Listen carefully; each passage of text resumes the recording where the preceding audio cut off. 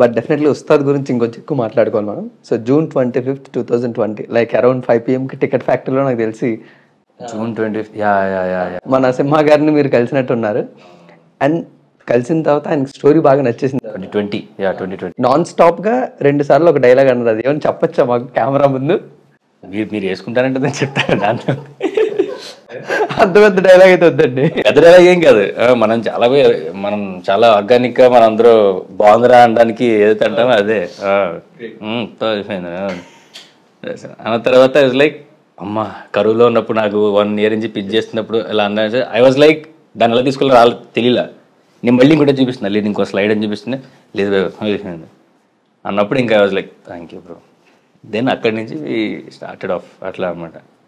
ఇప్పుడు cinema like but యాక్టర్గా ఆయన ఎప్పుడు కూడా ఆయన స్టోరీస్ ఎంత యూనిక్గా ఉండాలి అనేది ఆడియన్స్ కూడా అర్థమయ్యేలాగే తీస్తూ ఉంటారు సినిమాలు.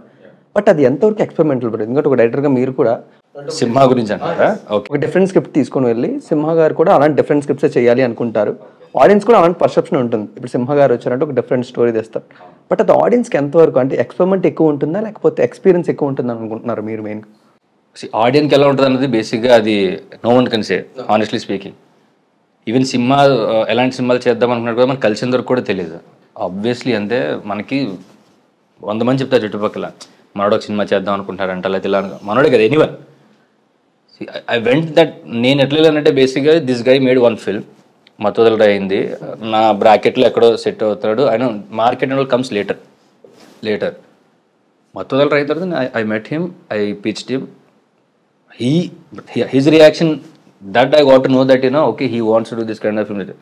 నాకు తన మూవీస్ చూసిన తర్వాత అర్థమైంది ఏంటంటే తను చెప్పేవాడు నాకు రెగ్యులర్ ఫిల్మ్స్ లాగా చేయలేదు, I want to be identified as an actor అంటే డైవర్సిఫైడ్ ఫిల్మ్స్ ఎట్లా అనమాట. And he did that. So results secondary, but he still honest in his attempts.